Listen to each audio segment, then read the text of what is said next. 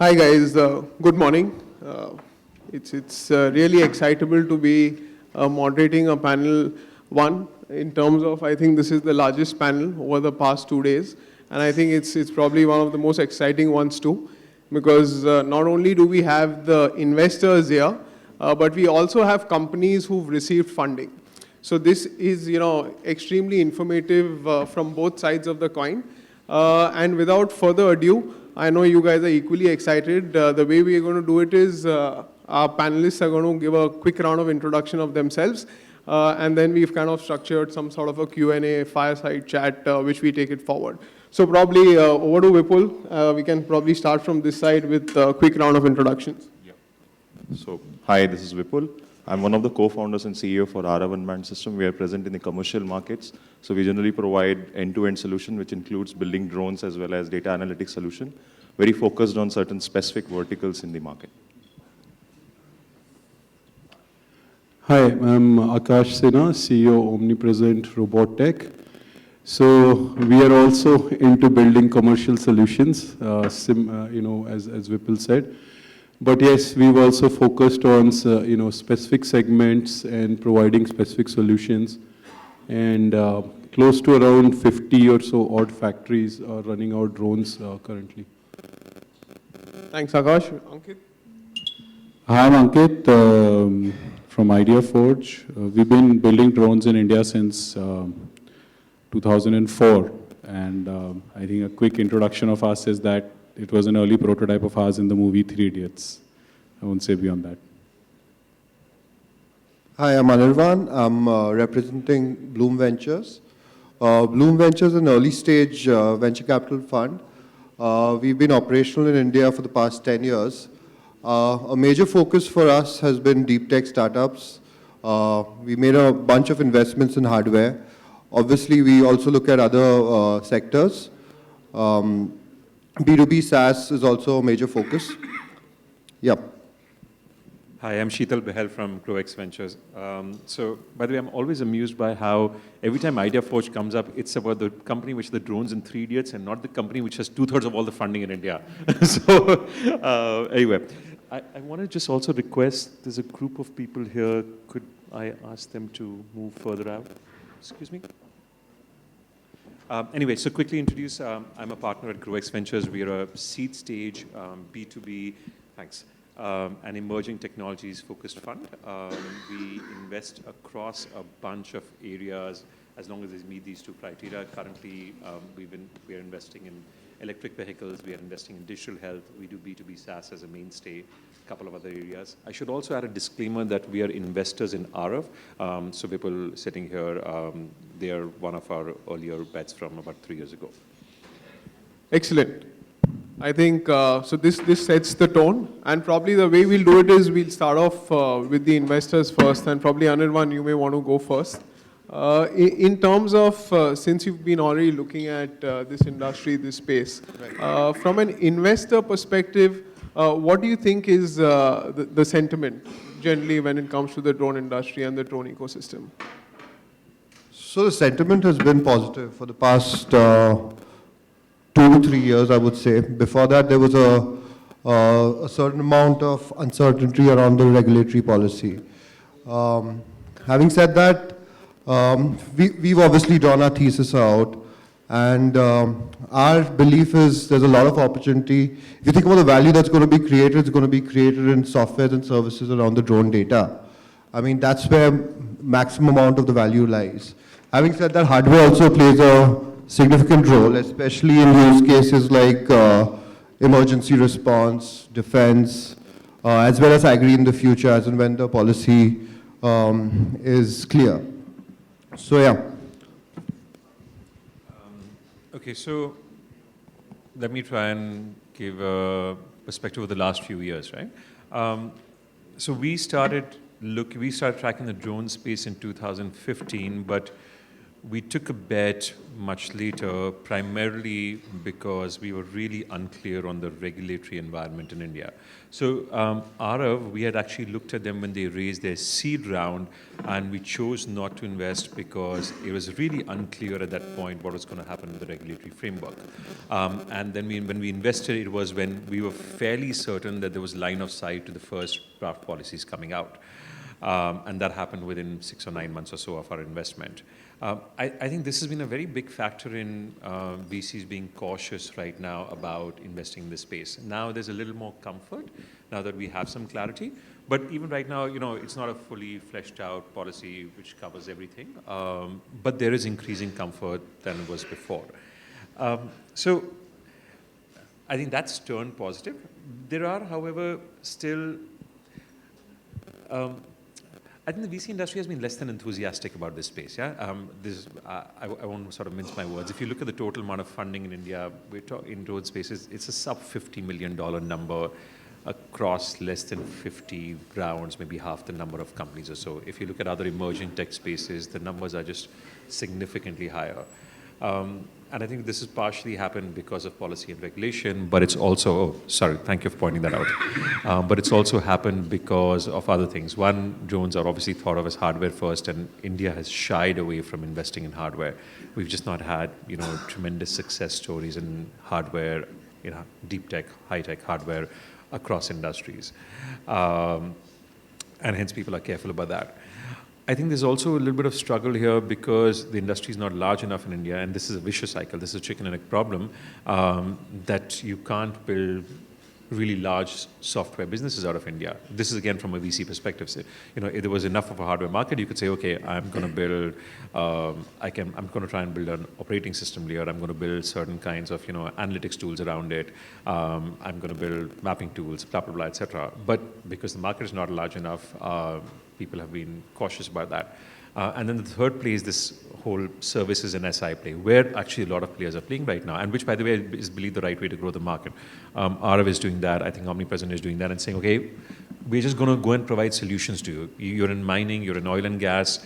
We're just going to provide the drones. We're going to operate them. We're going to map. We're going to do the analytics and give you the results, right? But services and systems integration are typically not VC-friendly businesses. I think that's what's happened historically. However, I'm going to say I'm more optimistic now because, like I said, regulations are changing. They could change some more. I think some amount of scale is coming in, and once that scale starts coming in, then more software players can start coming in, etc. So that's my sort of current outlook on the space. I think, Anirban, you wanted to add something Yeah, I to just that, wanted right? to add to that. Agree with everything that Sheetal's saying. System integrators definitely would play a major role. However, I think if you look at the entire VC space in India, I think there's a requirement for the VCs to also educate themselves about the space significantly, because you're making bets on an industry that hasn't yet shown how large it can be.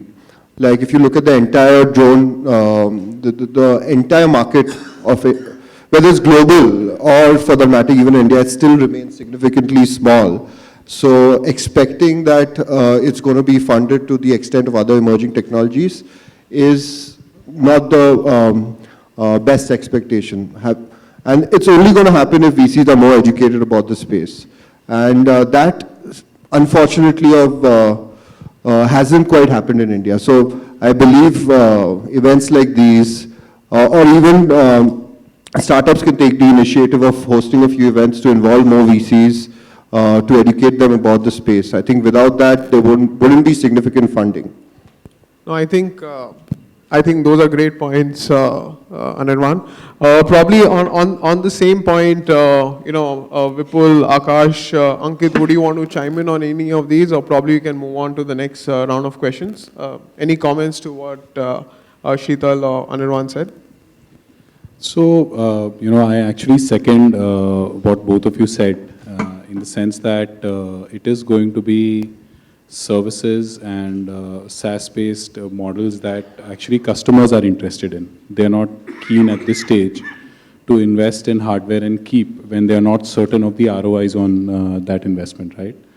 Having said that, I think there is a huge need for specialization, huge need for verticalization within that, because only when people will verticalize that we will have a deep IP created, which is defensible, which has a moat around it, which is usually one of the reasons why investments happen or don't happen. When you are sector agnostic, it's kind of hard, especially in the whole realm of ML and AI, and I've been jury on some panels, and I've been looking at startups, and only where you see deep traction around a use case, deep analytics in a use case, which sort of in itself starts looking defensible when the accuracies are pretty high, upwards of 95% or so, that it starts becoming meaningful to sort of say that somebody is doing something real in a space, and some defensibility because of an early mover advantage will be created. Otherwise, it's kind of hard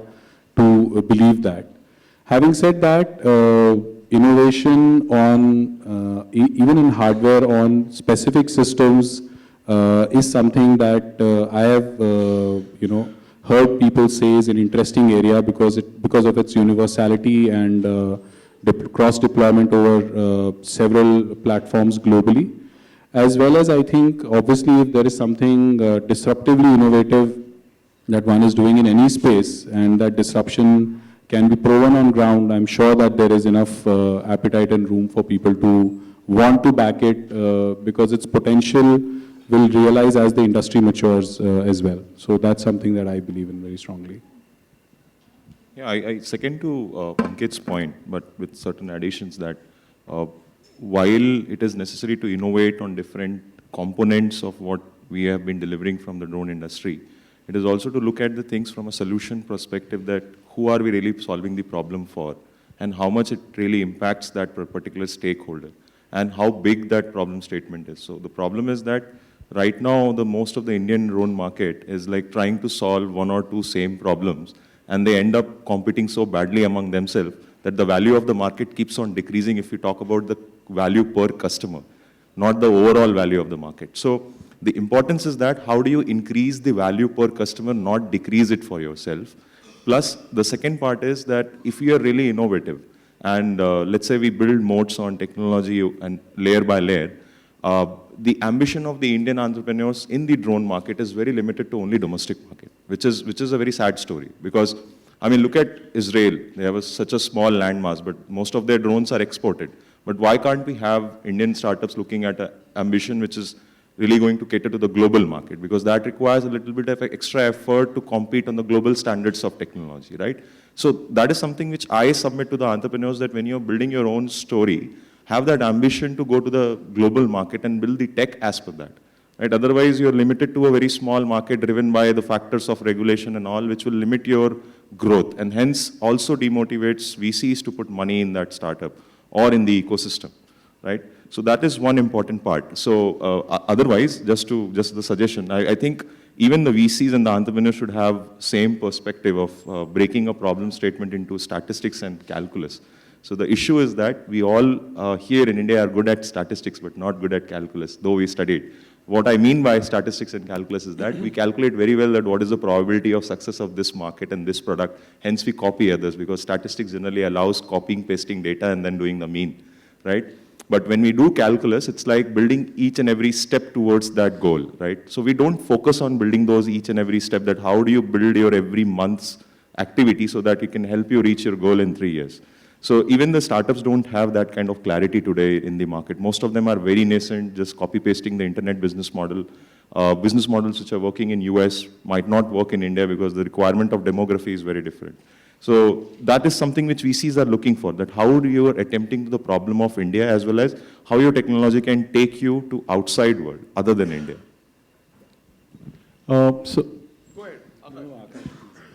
No, I think very good points brought by Ankit as well as Vipul.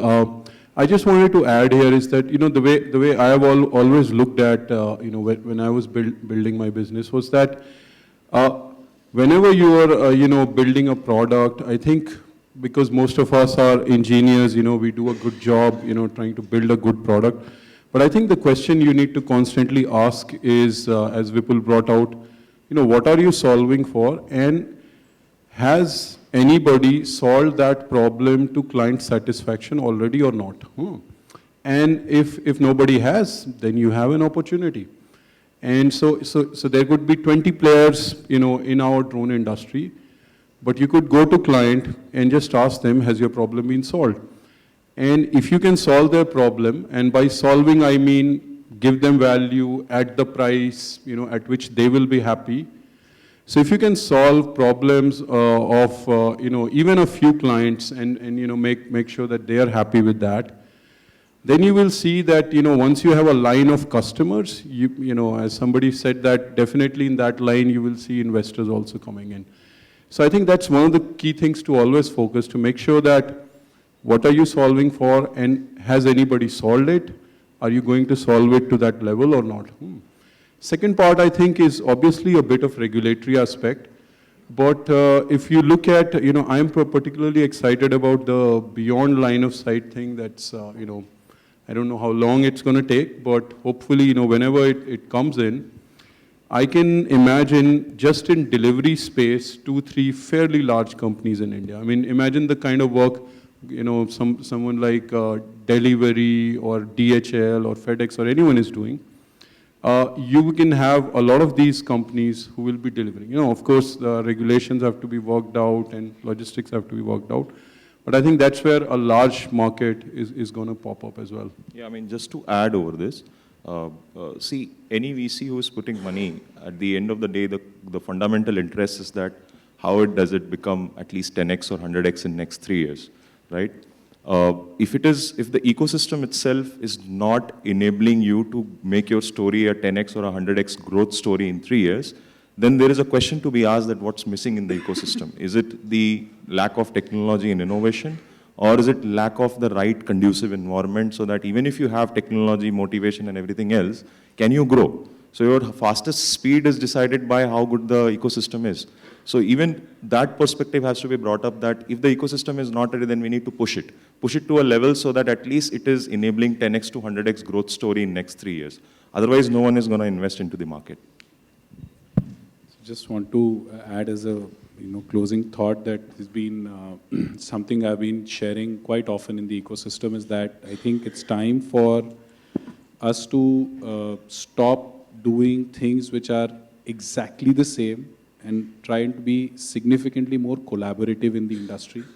It's only through mutual collaboration that we will grow this ecosystem rather than. So we right now, all of our energies in the ecosystem are focused on bringing each other down. Instead, if we try and push the entire ecosystem up, make it bigger collaboratively, and do things which are, adjacent to each other and build value there, I think we'll have a bigger chance of making a greater success in a much shorter span of time than what we're doing right now and have had success with. Zifa, you're not going to get a chance to. No, go for it. I saw you eager to comment. Absolutely, no, I have all more yours. thoughts. Okay, so both Vipul talked about these VCs having to looking at it from a different perspective and saying, hey, look, break down the problem into smaller parts, figuring out what exactly needs to be solved, etc. But I want to add a perspective here, and this is not being defensive on behalf of VCs, and this is not a VCs versus startups. But I have in general, this is an opinion on emerging tech, right? I think emerging tech starts breaking into the mainstream or reaches a tipping point only when there's one burning need which gets solved. One burning need example is electric vehicles, right? The biggest thing that's driving them right now is climate change. Now, lots of other things will start coming up. Costs of driving EVs will start dropping dramatically. Ride sharing helps, all sorts of things. And EVs are just on their way to becoming completely mainstream. They're past that inflection point.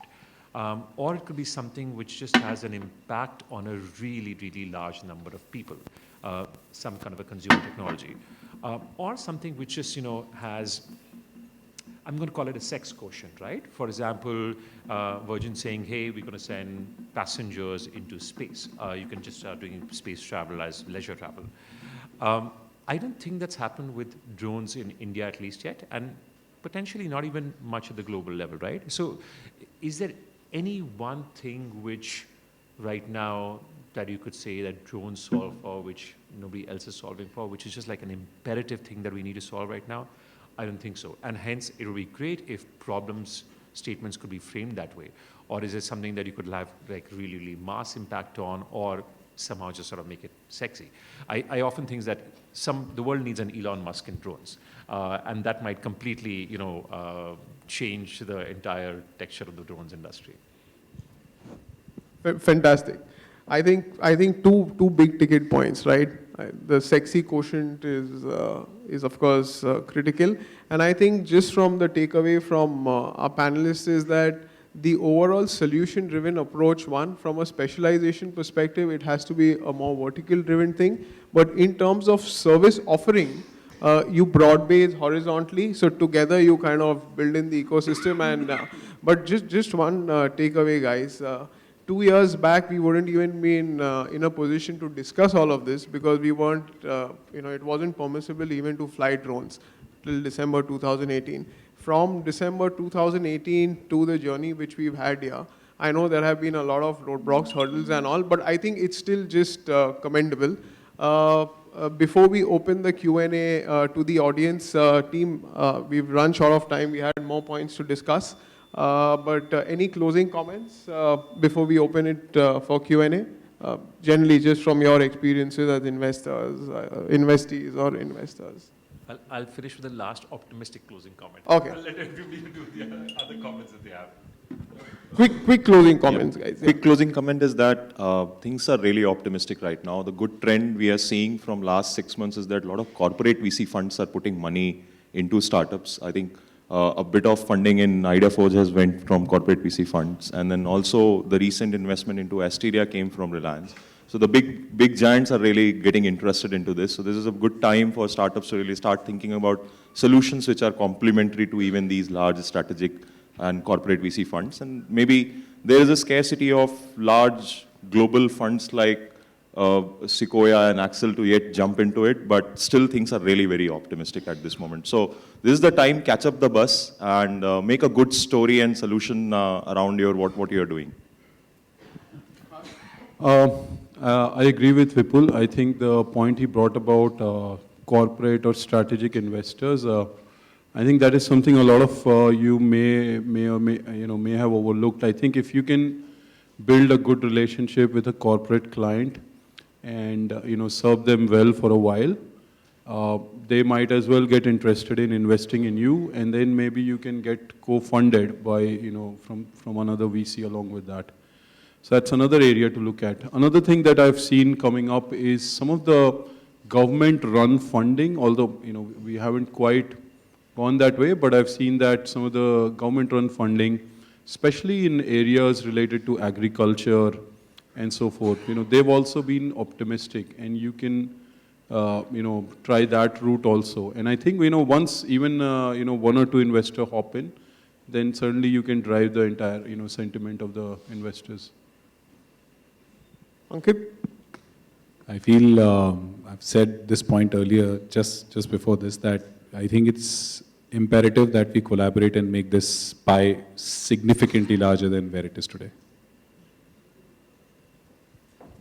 So my only closing message would be that while CVCs are obviously investing in the space, there's a lot of interest among VCs in the space, just that VCs haven't been able to evaluate the space well enough, and that is changing significantly by the day. Having said that, I think there's a lot of opportunity in looking at the differential in the data that the drone can capture versus the current methods. And if startups focus on that area and try to build softwares and services along those lines, and what can you do with that data? What's the value of that data? If startups focus on that and try to build their businesses based on that, I think there's success down the road. So I have 2 boys, aged 5 and 10. So far, I think between the 2 of them, they've had at least 10 drones. Last week, I ordered 3 more drones from them, from somebody coming from the US. I've listed them. Now, one is called the Holy Stone Predator. The other is called a Tom Zone Mini Quadcopter with like a motorcycle figure on it. And one is the Force One Stunt Mini Drone, which has this like action figure, which is hanging from, it's like a paraglider kind of thing, right? I don't know how it is, how many of the people here have kids and how many of them use drones, but it is not difficult for me to envisage a world where in 5 to 10 years, every urban kid has an assistant robot helper and an assistant drone who's actually doing some task for them on a daily basis. And if that happens, I think that'll bring drones into the consumer mainstream consciousness effortlessly. And that'll solve the sex quotient, and that I think might bode very, very well for drone startups in the future. So on that note, Q&A is open for our audience. Guys, feel free to ask the investors or the investees. First question, I think that's Vishal.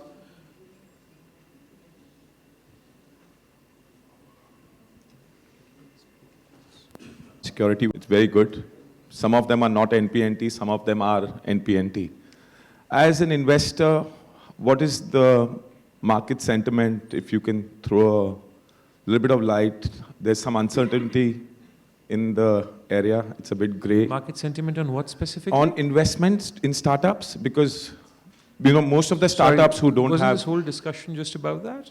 Yeah, I'm just saying the investments only have come in so far into IdeaForge and into Asteria and into a few others. But there's a huge market, and because of the uncertainty, most of the investors are staying away. What do you feel? How soon will the market open up? Vishal, actually, this is what we've all discussing, but let me try and sort of summarize it for you. Quick numbers I'd given earlier already. IdeaForge has a bulk of the funding in drones, and decent amount of the funding has happened in the military space, right? But there are a bunch of funded companies in the civilian drone space, as well as drone services companies. A couple of them are sitting here. You talked about a couple of others like Asteria. We've already seen a couple of exits, Tech Eagle going to Zomato. We've seen Asteria going to Reliance. I think overall there is a cautiously optimistic sentiment. We are hopeful that the government is going to accelerate policy making and make it more industry friendly. If that comes into place, and if now more and more well-defined solutions can come in, or some urgent burning needs can get solved, I don't see any reason why investing in this space should not pick up. Does that answer your question? It does. Also, there are a few drone startups who have shut down because they couldn't sustain. But that's true of any industry. You're picking one, pick another mainstream industry, for example, like food tech, which everybody was talking about. But there are 5 companies which have survived and 500 which shut down in between 2015 to 17. So drones hasn't had the worst of it at all. That's true in every industry. Yeah, and just on the regulation point, we have a follow-up session on the Digital Sky platform. Probably you'll get a little more insights. And for the people who did not attend it yesterday, the Honorable Minister actually also gave some sort of insights in terms of how does he see it rolling out soon. So the overall sentiment is that they're going to iron out issues pretty soon. Next question. Okay, many hands. We'll come to you and then probably Rahat to you.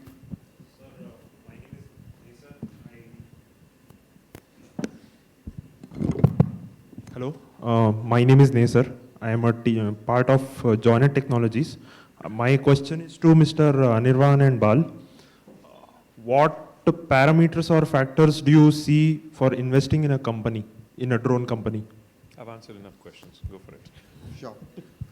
So multiple factors, I would say. I mean, like any other tech company, if you think about it, any emerging tech company, the market size definitely plays a significant role. Along with that, what kind of a scalable business you're focusing on. Like, as I said, hardware, like DJIs of the world have done a great job. However, it's to a certain extent going to get commoditized, right? So I'm not saying hardware is not an option. Like, there are multiple use cases where you have to build your own hardware, but you need to think of a scalable solution. So one is market size, where there's a scalable solution. Third is obviously your team. I mean, do you have the expertise to pivot your business model at different points, as and when the policy changes, or for that matter, the environment changes, right? So, I would say these are the 3 major factors. But along with that, there's a whole bunch of factors that go into investing into a company, which are to a certain extent common across industries. But for the drone industry, I think these are the primary factors that we would focus on. I'm just going to add that in the drone space specifically, the regulatory environment has disproportionate weightage in the investor's mind. This is not necessarily true, for example, if you're investing, let's say, food tech, the example I gave earlier, right? Or a whole bunch of consumer tech. But in the drone space, because the sensitivity involved around privacy and other things and security, this has just disproportionate weightage, so, and hence this needs to be solved. But having said that, that is soon changing with the Yes. transparencies in the regulations coming in. So we, as everybody said, we are moving towards the ecosystem which is going to be more transparent, which is more secure. And what Anirav saying, that there will be knowledge which will actually open up this space. Any more questions, guys? Probably Rahat, and then we move to you, our friend behind. Thank you, Zafar. This is Rahat from the Drone Federation. My question is to the solution providers and the manufacturers on the panel. I think raising money is a fairly long process, especially in our industry.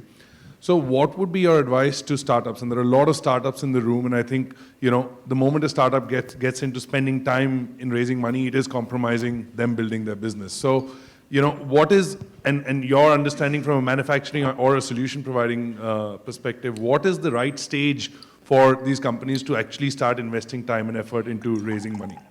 Because a lot of time gets invested very early on, and it might not be fruitful. So what would be your suggestion to the startups in the room? So I can just share my experience. So, you know, I think raising money through the standard way is definitely one option, but I think startups should also look at other options. So for example, in our case, we did a tie-up with a state government, and with their funding, we were able to do some of our initial manufacturing. And there are, you know, similar opportunities. I think as a startup, you really need to keep your, you know, eyes open and see. So there's, you know, you've already taken a route that few people take. So even in that route, you don't really need to follow somebody. You know, you can always, you know, keep on looking, what are 10 different ways in which I can get my job done. And so one of them could also be, you know, going through a standard VC route. It could also be going through a government funding. It could also be that, you know, like, so, you know, when I'd taken a very short course in, you know, starting a business way back when I was in US, and they taught me something that as a startup founder, you should, you know, you should start with 3 Fs: friends, family, and fools. And by fools, I mean people who are foolish enough to believe in you. So, and if you can make people believe in you, and, you know, whether it is through VC or through government or anyone else, and then, you know, you deliver what you've promised. And I think that really matters. So you know, one example is going through government. Having said, I think about fundraising, definitely it takes a big toll, and I think Ankit probably can add a lot more on that. But I think you really have to dedicate someone to spend a lot of time, you know, for that to happen. So I'll just try and make the question a little more crisp. What I'm asking is, at what stage of the startup, say in manufacturing or solution providing, should somebody be going in to actually look for money? So to be honest, you know, I'm realizing this both through experience and through the efforts that I've made, is that you constantly need to keep looking for investments if it is the means that will help you survive. So survival is the first and foremost, you know, pillar. If you can survive with whatever you're doing, you know, funding is an option for you. Or if you are beyond survival and are looking for growth, then as well funding becomes an option for you. What you need to do is try and get a bigger team in place that allows one of you to free your bandwidth to raise funding, because it's just simply not, you know, at this stage pretty much you'll see all the large companies and startups constantly in the fundraising mode. I mean, if they're not likely to be living through. So you have to operationalize the business enough for you to be able to do that, is what I would say. And whenever you can do that, and if you can survive in between, that's the stage. I mean, I wouldn't cut it out, but survival is critical. So whatever helps you survive is what you have to calibrate. So I second to Ankit's opinion here that One, we need to build a sustainable business model so that you're not totally dependent on an external funding for your survival. But parallelly, your growth story should speak for itself. If you are growing at, let's say, 1.5x, 1x, or let's say 20% a year, and you don't have a sufficient technology and business model or the growth ambition, no one is going to put money in your business, because I mean, people can earn better money by investing into commodities, right? So other point is that you should start raising money as soon as you can. You feel that you need money today, you start doing it today. And when you raise that point that we divert our focus from the business, I think raising money today is a part of the business. If you have to learn balancing between both of them. If you can't, then you're anyways going to get out of the market, right? So you have to free your bandwidth to also focus on that aspect, because gone are the days when the value was created on balance sheets. The value is now on capturing the market, building the real value, solving real problems, and also increasing the value per customer, as I was telling you. So if you have a right growth, speed, strategy, and the team, most important, you start doing it from the first day itself. It's about you being able to convince the other that you are ready to get the money into your growth story. I mean, it's about growing their money and growing your own business. If you can do both at a time, people will invest. I think very quickly, Anirvan. On a lighter note, Raj, so I love what Ankit and Vipul said, because I don't know if you're aware, Vijay Shekhar Sharma, he always roams around with a pitch deck. So he's always raising money, although he never needs to raise money. Like, he's sitting with billions in the bank, but he always has a pitch deck. So a lot of founders should always be on the front foot when it comes to raising money, and because cash is king for any founder. Sorry, we're running out of time. Many hands. One last question. The gentleman there has, been raising, but our panelists are there. You all can sync up after the sessions. Please, sir, go ahead. My name is Bhaskar. I'm from Hyderabad, Trian Systems. This general question is for the entire panelists. What is the confidence level of investment on a 0 to 10 scale by the investors? I mean, in the drone, in a, whatever you call it as a drone as a spectrum. What is 10? Define 10. Good or bad?